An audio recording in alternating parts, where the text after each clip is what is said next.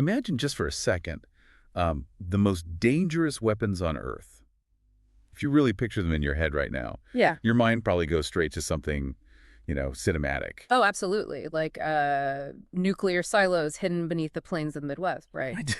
Or maybe stealth bombers cutting through the night sky. Yeah, exactly. Yeah. Or a massive Nimitz-class aircraft carrier group just, projecting power across an entire ocean. Right, because it's the visual language of power that we've all been taught for, well, for the last century, really. It's massive, it's physical, and it is unmistakably military. But what if I told you that the actual weapons of mass destruction in the 21st century look uh, literally nothing like that? Yeah, this is where it gets really interesting. What if the most lethal arsenals in the world today are actually like computer modems or stock market derivatives or even the deliberate manipulation of the ecological environment? It completely forces a recalibration of how we perceive a threat. I mean, if you are still looking for tanks massing on a border to tell you when a war has started, you're going to miss the actual invasion entirely. And that exact paradigm-shifting premise is what we are unpacking today on this deep dive. We are looking at excerpts from a really fascinating, highly influential, and frankly, deeply controversial military manual. Right. It's a text called Unrestricted Warfare. Yeah, Unrestricted Warfare. It was written back in 1999 by two colonels in the Chinese People's Liberation Army, Zhao Liang and Wang Shangshui. And their core thesis, the whole foundation of this book, is that the very nature of warfare has fundamentally and probably irreversibly mutated. Which is a wild concept to wrap your head around. It is. The central mission of this text is to deconstruct how all the boundaries we normally rely on to understand conflict, well, they've just been completely erased. Right, like the traditional boundary between war and peace. Gone. Totally gone. The line separating a professional soldier from a civilian, erased. Even the wall between what constitutes a military action and what is simply, say, a geopolitical or economic maneuver, completely demolished. Wow. Yeah, Cao Liang and Wang Xing argue that in a highly globalized, technologically integrated world, literally anything can become a weapon. Okay, but before we really get into the mechanics of how that works, we need to make something explicitly clear to you listening. Yes, definitely. Because this text, Unrestricted Warfare, it contains some very strong, very pointed geopolitical opinions. I mean, the authors take a highly critical stance toward the United States, toward global financial institutions, and they analyze international terrorism through this very specific, cold-blooded strategic lens. Right. And it is vital to state that our goal here today is not to endorse these political viewpoints. Exactly. We are not taking sides in any geopolitical arena. Not at all. We are treating this document strictly as a historically and strategically significant text. Our job is to analyze the fascinating architectural framework these two colonels have constructed. Because we want to understand how they see the world. Yeah. Because regardless of whether you agree with their politics or not, their analytical lens has proven, well, credibly predictive of the chaos of the 21st century. No, eerily predictive. So we're just looking at the blueprints of their argument, and here is our roadmap for the journey today. First, we're going to examine how the historical weapons revolution has basically hit a wall. Right, forcing this mutation into something new. Yeah, exactly. Second, we'll identify the invisible new battlefields and the highly unconventional warriors fighting on them. Third, we're going to look at their really counterintuitive analysis of the U.S. victory in the Gulf War. Which is a fascinating section. It really is. And finally, we will explore the actual tactics of this new era, how they use mathematics, ancient philosophy, and these things called domain combinations to establish the rules of victory in unrestricted warfare. So, to really grasp this new era, we have to start by looking backward. We have to look at how the very definition of a weapon has evolved throughout human history. Right. And more importantly, why Qiu Liang and Wang Shangshui believe that our traditional approach to military technology has essentially reached a dead end. Because when we look at military history, there's usually this very clear linear relationship between a technological invention and military dominance. Yes, exactly. Somebody learns how to smelt bronze, and suddenly you have bronze swords and shields. Which gives birth to the organized infantry phalanx. The technology dictates the tactic. The invention of the stirrup is a perfect example of Oh this. yeah, the stirrup. Right. Before the stirrup, a man on horseback was basically just a fast scout who could maybe throw a javelin. Right, they couldn't really fight hand-to-hand effectively. Exactly. But once you have the stirrup, a rider can actually brace themselves. They can hold a heavy lance, absorb the shock of a massive impact, and suddenly the heavy cavalry charge is born. And that dominates European and Asian battlefields for centuries. Right. Then the steam engine creates the modern naval dreadnought. The internal combustion engine gives us the tank and the airplane. Historically, as the authors point out, a single technological breakthrough would immediately be adopted by the military. And it would fundamentally dictate the nature of the next war. Yes. But Qiao and Wang argue that this linear progressive era is over. It's done. And this is where they introduce a concept that I thought was brilliant. They called it the ramification effect. The ramification effect, yes. This is crucial. And to explain this, they don't even use a weapon at first, right? Yeah. They use the invention of the automobile. Right, so you invent the car, and on paper, it's this incredible, liberating leap in transportation. But look at what closely follows the automobile. Like, to build cars at scale, you need massive mining operations for the steel. You need huge smelting plants, complex mechanical processing. Yeah, and you need to extract rubber from places like the Congo or South America, refine it, turn it into tires. And to actually drive the cars, you have to pave thousands of miles of roads, which permanently removes arable farmland from the ecosystem. Right, you need this massive global supply chain of petroleum, which ends up dictating massive shifts in geopolitical foreign policy. Exactly. And ultimately, you get horrific traffic accidents, resource depletion, and massive atmospheric pollution. So that's the ramification effect. The idea that solving one specific problem, Like moving people faster. right, moving people faster, ends up creating this sprawling, complex web of new, often way thornier problems. And the authors apply this ramification effect directly to the evolution of military technology. They argue that the pursuit of traditional high-tech weapons has basically become this endless, exhausting treadmill, and it brings severely diminishing returns. Right, like think about a modern stealth fighter, like an F-35 or an F-22. Sure. It is an undeniable marvel of engineering. But consider the ramifications. To build and maintain that one jet, you need a supply chain that spans the entire globe. You need rare earth minerals that are incredibly difficult and politically sensitive to secure. Yeah. You need climate-controlled hangars. Millions of lines of proprietary software code that has to be, constantly updated and protected from cyber intrusion. You require hundreds of hours of maintenance for every single hour of actual flight time. Exactly. So the more complex the weapon is, the more fragile its logistics become, the astronomically higher the cost goes, and the more constrained it is by its own ramifications. So because of this ramification effect, we are no longer just looking at the evolution of, say, better smart bombs or faster tanks. We've hit a wall. We have. The authors argue that the integration of information technology, biotechnology, and nanotechnology has fundamentally altered the very definition of what a weapon is. And they call these new concept weapons. New concept weapons, Yeah. yes. It's a massive shift from weapons designed to destroy physical bodies or buildings to weapons designed to destroy complex systems. And this is where the vulnerability of modern societies becomes really terrifyingly clear, honestly, because we have built a world that is entirely dependent on interconnected systems.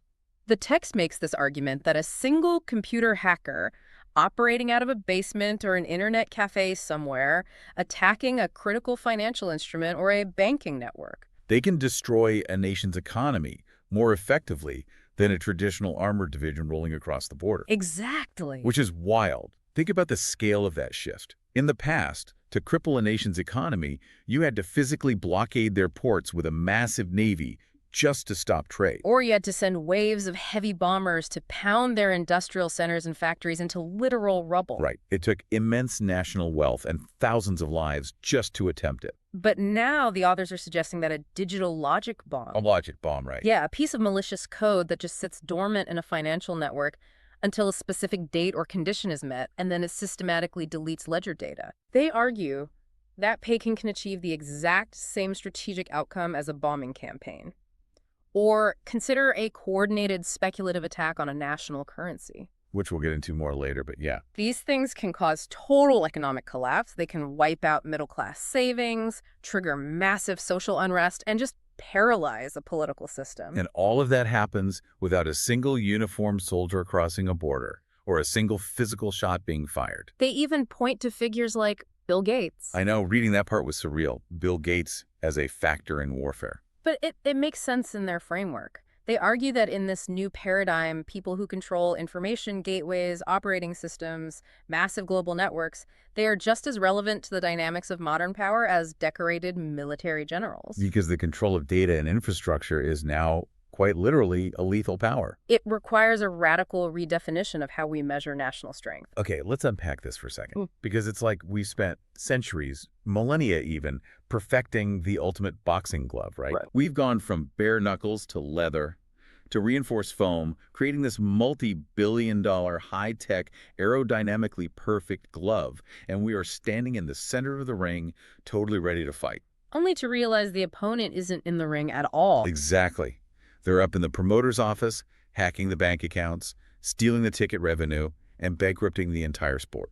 That is a perfect analogy. Well, wait, are they saying traditional weapons like the aircraft carriers and the stealth bombers are just entirely obsolete now? No, and that's the immediate logical leap most people make when they read Unrestricted Warfare, but it's a critical misconception of their theory. Okay, clarify that for me.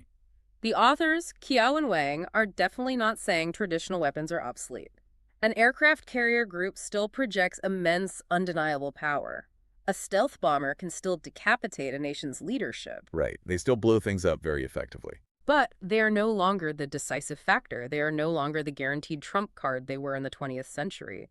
Traditional kinetic weapons are now just one piece of a much larger, multidimensional puzzle. So they're basically the sledgehammer in a room full of scalpels, poisons, and invisible tripwires. Exactly. The authors describe the new reality as this sort of symbiotic relationship between cutting-edge technology and ancient barbarism. Wow, ancient barbarism. Yeah. The technology, the fiber optic cables, the algorithmic trading bots, that provides the global reach and the anonymity.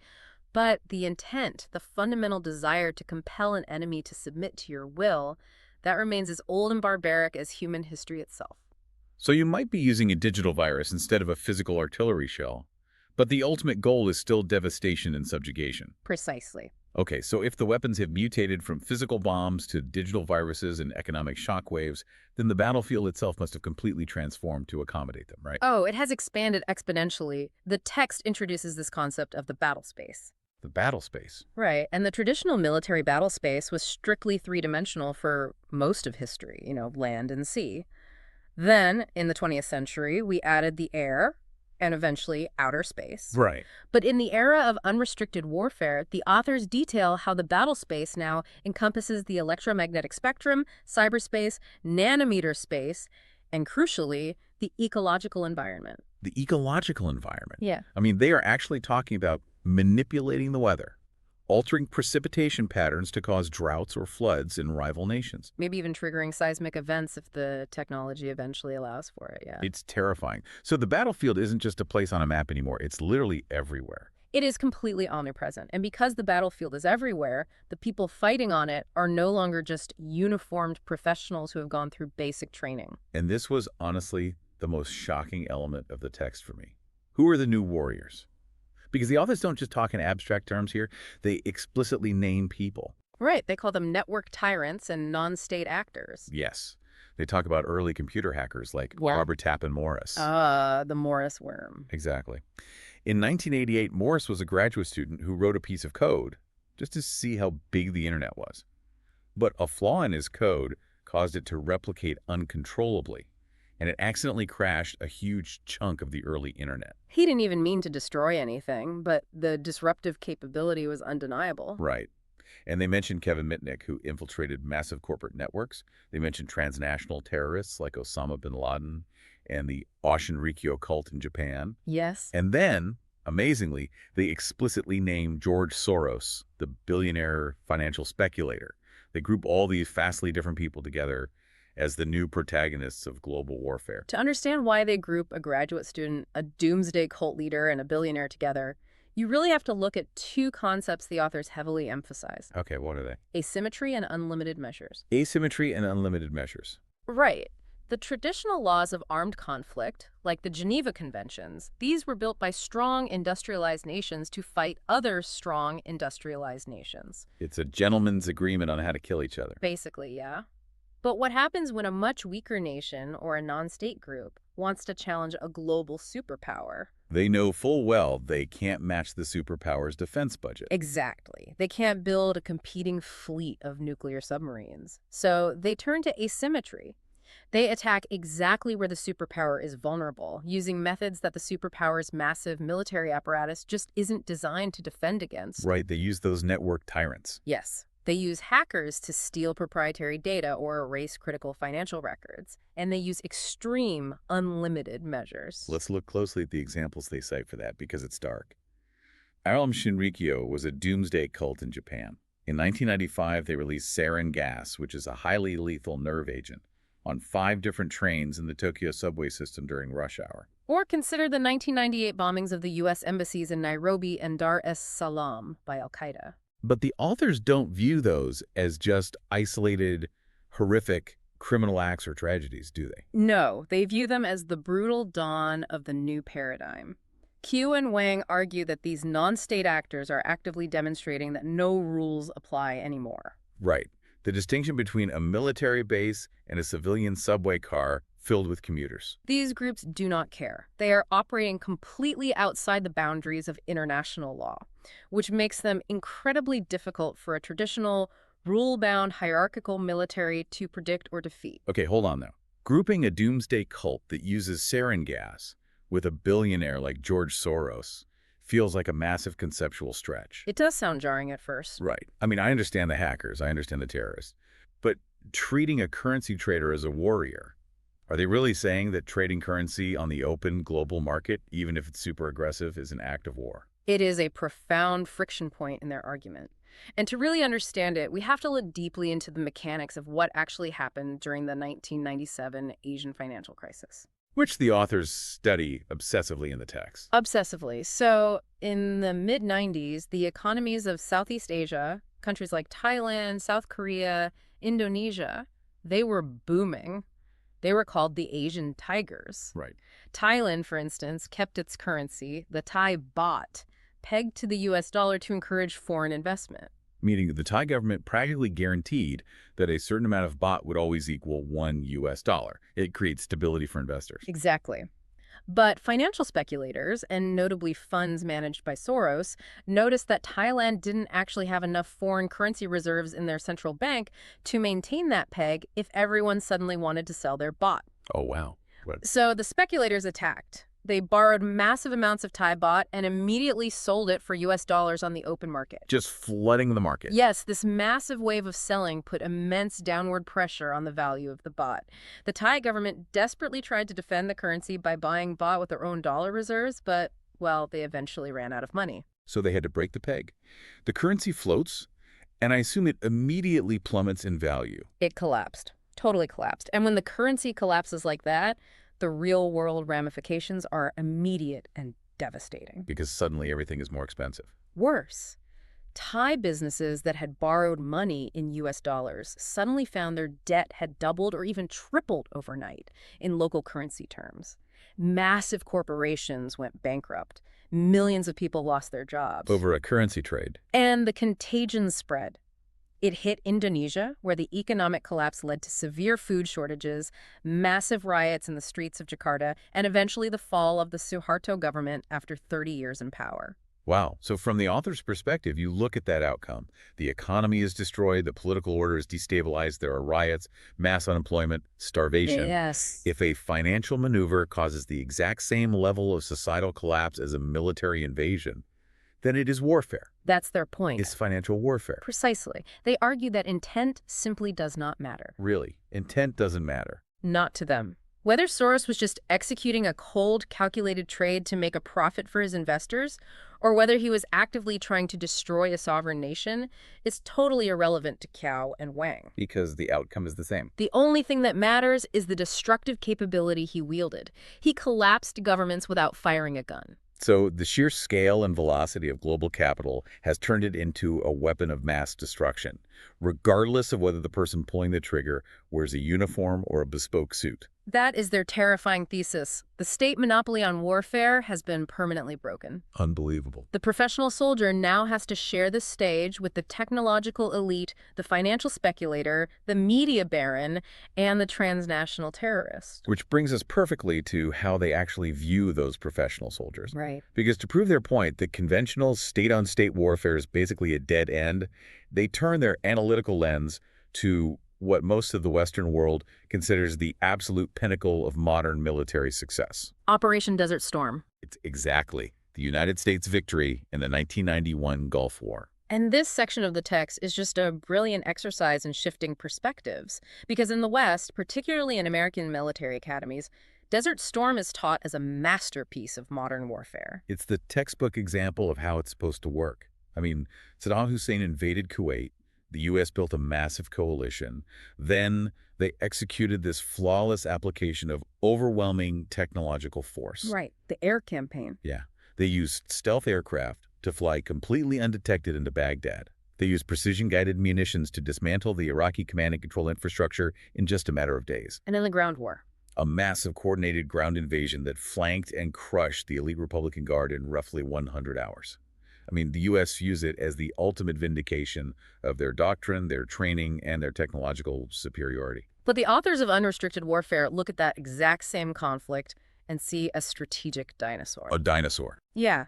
They view the U.S. strategy as an extravagant, overly expensive anomaly that is practically impossible to repeat, especially against a near-peer adversary. They practically mock the American military mindset in the book. They spent a lot of time analyzing the U.S. obsession with what they call zero casualties. Right. The idea that a war can be fought cleanly, mostly from the air, without American body bags coming home. Which is a very politically driven requirement. Exactly. And what's truly insightful here is how they analyze the underlying economics of the American way of war. Okay, how so? Well, they argue that the U.S. military-industrial complex has actually trapped American generals. And they praise generals like Norman Schwarzkopf and Colin Powell. They call them brilliant organizers. Right, they respect their logistical prowess. They do.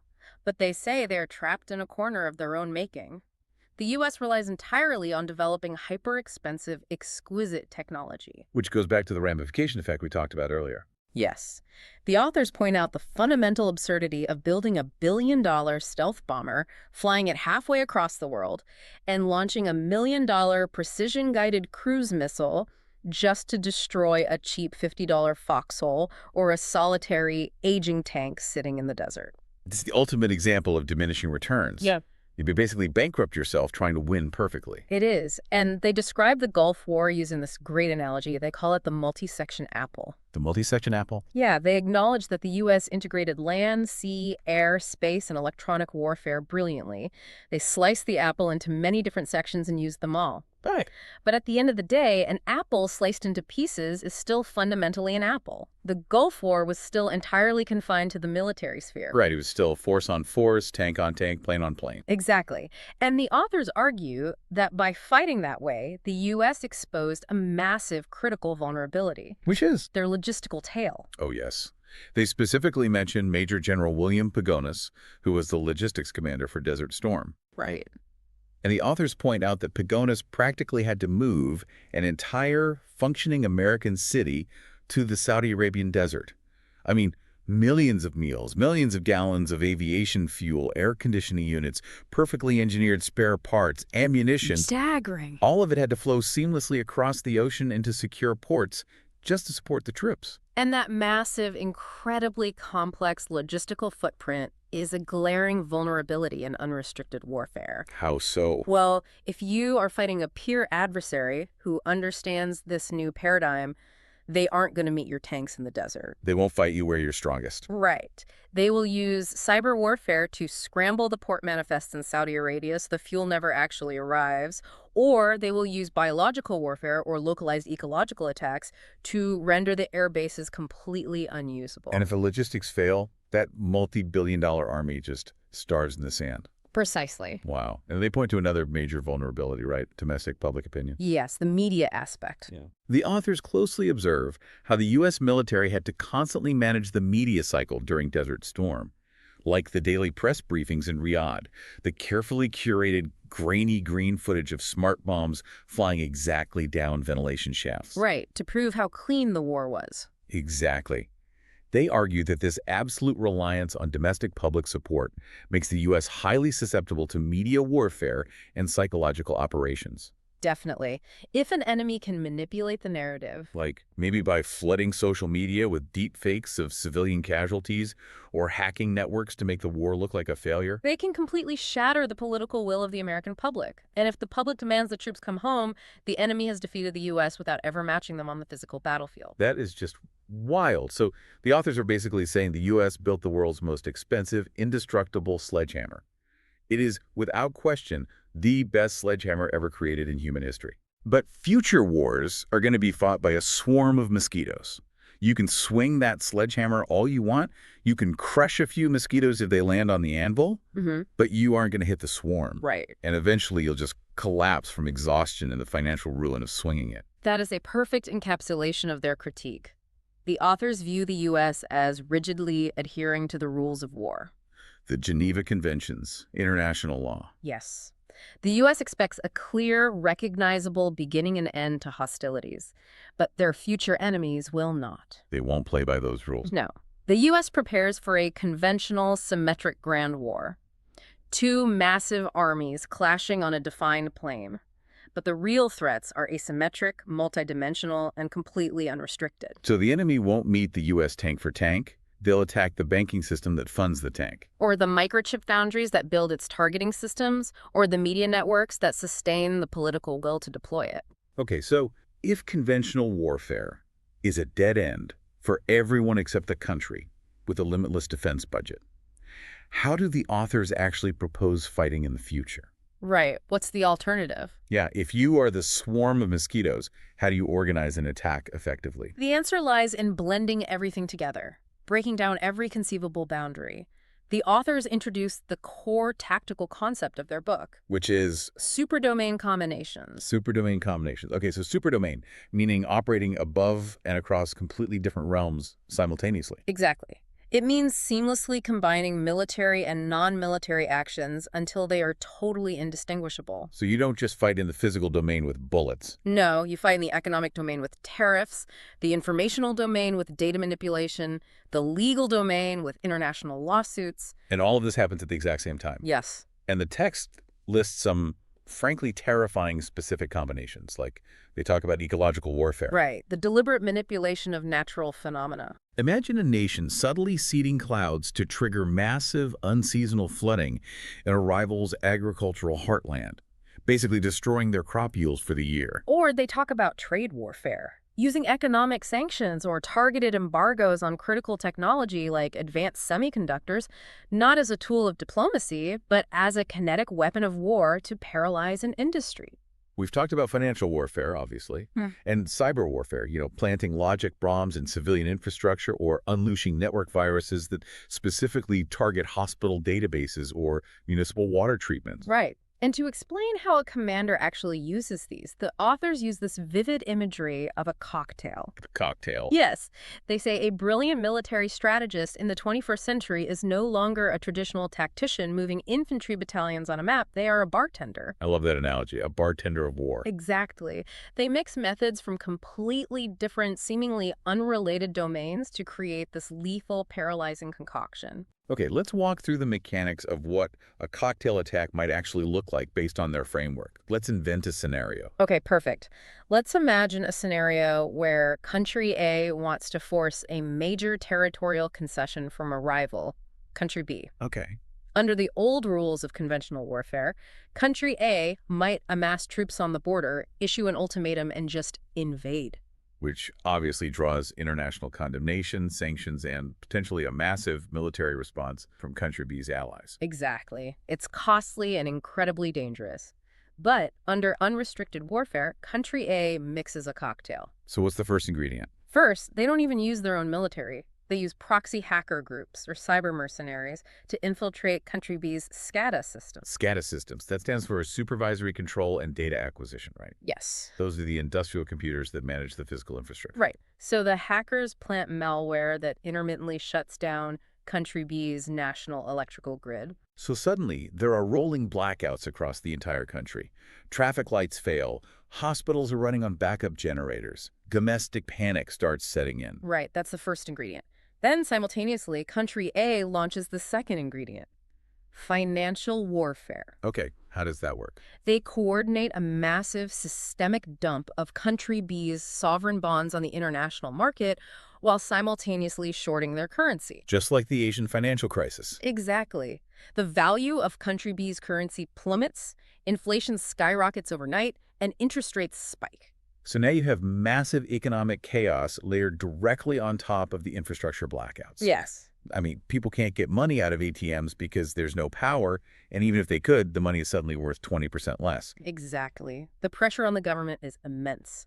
And to top off the cocktail, the third ingredient, information warfare. Ah, the media. Country A uses automated bot networks and anonymous proxy servers to just flood social media platforms inside country B. They spread highly sophisticated deepfake videos claiming that country B's banking system has entirely collapsed and that the political leadership is secretly fleeing the country with the gold reserves. Wow. Which instantly transforms the domestic panic into full-scale political riots. Yes. Citizens are storming the banks and parliament. And country A has achieved total, paralyzing destabilization of their enemy without ever officially declaring war. Without moving a single soldier across the border. And without firing a single bullet. Furthermore, the entire operation is highly deniable. If country B accuses them, country A just vehemently denies any involvement with the hackers or the currency speculators. It is the ultimate asymmetric attack. It literally targets the seams of a modern society. And the authors push this concept even further with what they call supranational combinations. Supranational combination. Yes, this is where they argue nations will weaponize the framework of globalism itself. They suggest that a smart strategist will use international institutions as weapons. Right. Organizations like the United Nations, the European Union, the International Monetary Fund, the World Trade Organization. Or even non-governmental organizations like the Olympic Committee. Exactly. They view these institutions not as neutral arbiters of global peace, but as battlegrounds and tools. So a nation practicing unrestricted warfare might use the IMF to deny a critical bailout loan to a rival, essentially starving them economically, but doing it under the guise of, like, fiscal responsibility. Yes. Or they might manipulate human rights councils at the UN to isolate an enemy diplomatically, paving the way for crippling economic sanctions. When you really absorb this, it changes how you look at literally everything. It does. It implies that when we read the news, when we see a massive cyber hack on a pipeline company, or a sudden unexplained shift in global supply chains, or a massive polarizing disinformation campaign during a domestic election. That isn't just the chaotic churn of the modern world. Right. The authors are saying that is a calculated military maneuver. They're turning the interconnectedness of globalism into the weapon itself. This raises a really profound philosophical question about how we perceive reality. The authors firmly believe that any country that tries to cleanly separate its military operations from its politics, its economics, and its culture is guaranteed to lose in the 21st century. Because in their view, true victory comes only from the combined use of all related factors. Or have to weaponize the entirety of your society. Okay, but this sounds like absolute unmanageable chaos. I mean, if literally everything is a weapon and the battlefield is everywhere and the warriors are everyone from a teenager writing code to a billionaire hedge fund manager, how does a commander actually direct this? That's a great question. Right. How do you maintain any semblance of control? You can't just throw 100 different non-military attacks at the wall and hope the enemy's society collapses. It definitely appears chaotic on the surface, but Kiao and Wang believe there's an underlying structure, a rhythm to how these domains must be combined. Okay, so how do they orchestrate it? Well, to explain how a commander orchestrates this complexity, they actually look backward to ancient history, and surprisingly, to mathematics and aesthetics. Yes. This was the part of the text that initially completely threw me. You were reading this dense military manual about cyber warfare and economics, and suddenly they start talking about the golden section. The golden section, also known as the golden ratio. Right. The mathematical ratio, it's roughly 1.618, that appears everywhere in nature. You see it in the spiral of a nautilus shell, the arrangement of leaves on a stem. And we see it heavily in classical art and architecture. Yeah, the authors specifically mentioned the design of the Parthenon in ancient Athens, and they discussed the theories of the modern Swiss-French architect Le Corbusier. Who heavily used the golden ratio to design aesthetically perfect, highly functional buildings. Right, and the authors take this aesthetic mathematical principle and apply it directly to warfare. Which, how on earth does the spiral of a nautilus shell help you collapse a sovereign nation? Whoa. It's wild, I know. But what is fascinating here is how Qiao and Wang interpret the golden ratio not just as a visual trick for making pretty buildings, but as a universal principle of optimal balance and deliberate asymmetry. Deliberate asymmetry. Right. In a golden ratio, the parts are not equal. If you cut a line at the golden section, you have a longer segment and a shorter segment. They are asymmetrical. Okay. But they relate to each other in a way that creates a perfect, structurally sound, dynamic whole. Okay, so it's about actively avoiding equality. Exactly. The authors apply this to warfare to explain how to balance the ingredients in that cocktail we discussed earlier. Okay, so how does that work in practice? They argue that in any complex combination of unrestricted warfare, you can't just have all elements, the cyber, the financial, the military, the media, all attacking equally with equal force. Because if you do that, it's just a messy free-for-all. It's a massive waste of energy, and it usually leads to a stalemate. They call this the theory of the principal structure. The principal structure. Yes. There must always be a dominant element, the principal structure, that dictates the flow of the rest of the operation. So, returning to our hypothetical cocktail attacking country B, Right. maybe the financial warfare, like the aggressive shorting of the currency and the dumping of the sovereign bonds, that is chosen as the principal attack. That is the longer segment of the ratio. That is the action meant to deal the fatal structural blow to the country. And the cyber attacks on the power grid and the media disinformation campaigns are the shorter segments. Exactly. They are the secondary supporting elements designed strictly to distract the government, induce panic, and weaken the enemy's institutional defenses so that the financial attack can succeed perfectly. Wow, okay. You find the asymmetrical balance. Yes. And to illustrate how crucial this asymmetrical balance is, they don't just rely on math, they analyze historical battles. Like Hannibal. Yes, they look closely at Hannibal Barca at the Battle of Cannae in 216 BC, fighting the Romans. Which is widely considered one of the most famous tactical masterpieces in history. Exactly. And let's look at the mechanics of why it was a masterpiece. The Romans marched onto the field with a massive, dense, heavily armored block of infantry. They relied on symmetry and overwhelming forward pressure. Right. They wanted a head-on collision. But Hannibal, who was significantly outnumbered, didn't meet them with an equally dense block. He intentionally created a structural asymmetry. Oh. He deployed his army in a crescent formation, bowing out toward the Romans. He placed his weakest, least reliable troops, the Gauls and Spaniards, right in the center. Okay. But on his flanks, the edges of the crescent, he placed his absolute strongest, most experienced African infantry and his devastating Numidian cavalry. So he purposely presents a weak center to invite the attack. Exactly. When the massive Roman infantry pushed forward, Hannibal's weak center slowly gave way, bending backward. And the Romans probably thought they were winning, so they pushed even harder. Right. Funneling themselves into a tighter and tighter space, they lost their cohesion. And as the center bowed in, the crescent inverted. Oh. Hannibal's strong flanks, which had held their ground perfectly, were now perfectly positioned on the left and right of the Roman army. The Numidian cavalry closed the rear. The trap snapped shut. And 70,000 Romans died in a single afternoon. It was a structural masterpiece. Hannibal found the asymmetrical balance. He used the enemy's own strength and momentum against them by creating a principal structure of envelopment. And they also cite a Chinese historical example too, right? Yes, Cao Gi at the ancient battle of Chongshao. He famously told his duke to wait.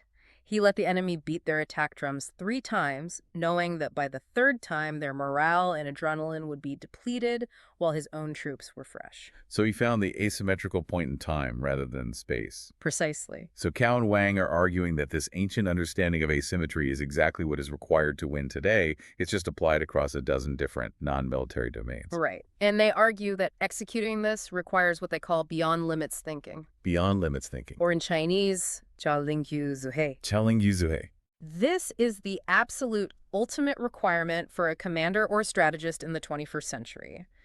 They must fundamentally transcend their traditional military academy training. They have to discard the deeply ingrained idea that there is any boundary between military and civilian spheres. They have to embrace the chaotic uncertainty of a borderless, ruleless conflict and find the golden section. The exact asymmetrical point of leverage that will collapse the enemy's entire societal system. Exactly. Okay, I understand the theory, but I really have to push back on the practicality of this. Sure. Are they genuinely arguing that there's a literal mathematical formula for defeating an enemy in this incredibly complex, chaotic web of globalized conflict? Because treating global geopolitics like an architectural blueprint seems, I don't know, overly theoretical, almost arrogant. That is a very fair critique, and it's one often leveled at the text. But if we look closely at their intent, they aren't offering a rigid algebraic equation where you just plug in numbers and get a guaranteed victory. It's a philosophical framework. It's a mindset. It's about recognizing that symmetry and head-on collisions always lead to disaster. Like the Gulf War sledgehammer. Or think of the muddy trenches of World War I. Verdun, the Somme. Both sides use the exact same symmetrical tactics, right? Artillery barrages followed by infantry charges against machine guns. Right. Millions of young men died fighting over yards of devastated ground, resulting in a years-long bloody stalemate. Exactly. Victory, in the author's view, requires avoiding the trench entirely. It's about finding the asymmetrical balance. Finding the single point of leverage. Yes. Whether that's a vulnerable currency peg, a critical undefended computer network running an oil pipeline, or a deep fracture in domestic public opinion, you find the leverage that brings the whole massive edifice crashing down without having to fight force on force. So it's about being the architect of your enemy's collapse, Yeah. using literally whatever materials happen to be lying around. Exactly. And the materials lying around today just happen to be the global financial system, the architecture of the internet, and the structures of international law. Wow. Let's take a breath and recap the sheer scope of this journey. I mean, we started with this stack of notes from 2 Chinese colonels written over 25 years ago, and it has completely redefined how we look at the mechanics of conflict. It's mind-blowing. It's explored how the historical weapons revolution has essentially ended. The linear path from the spear to the stealth bomber has hit a wall of ramification and cost. Right, replaced by new concept weapons, a reality where finance, ecology, and computer networks have been forged into highly lethal arms. We saw how the traditional battlefield has evaporated, replaced by an omnipresent, multidimensional battle space. A space where network tyrants, hackers, religious cults, and hedge fund managers wield as much destructive power as a standing army, utilizing unlimited measures and asymmetry to bypass traditional defenses. We analyzed their incredibly sharp critique of the Gulf War, seeing Desert Storm not as the dawn of a new era of clean technological dominance, but as the fiery, extravagant sunset of conventional force-on-force warfare. A technological marvel that was strategically a dinosaur, totally blind to its own logistical and political vulnerabilities. And we broke down the terrifying tactics of the future.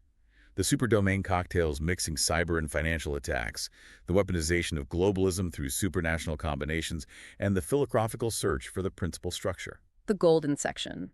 The asymmetrical leverage point that guarantees victory in a totally unrestricted world through beyond limits thinking. It is an immense amount to process, but what does this actually mean for you, the listener? Why should you care about a military manual written in 1999? Because, as we established at the very beginning, this isn't just abstract military theory for generals sitting in war rooms. It is the exact framework that explains the chaotic headlines you are reading every single day. Yeah, when you see a massive corporate data hack that compromises the infrastructure of millions of citizens. Or a sudden, inexplicable supply chain crisis that cripples an industry. Or a highly coordinated disinformation campaign polarizing a nation on social media ahead of an election. You are not just watching random news events. No, you are witnessing the principles of unrestricted warfare playing out in real time. Yeah. You, sitting at your computer or checking your phone right now, you are standing directly on the new battlefield. The boundaries are just gone. Which leaves me with one final, lingering thought for you to mull over as you go about your day. If Cao Liang and Wang Jiangsui are right, if the boundaries between civilian and soldier, between the economy and the military, between war and peace have been completely and permanently erased, then how will we ever know when the next world war has actually begun? Or are we already in it? Thank you so much for joining us on this deep dive into unrestricted warfare. We'll see you next time.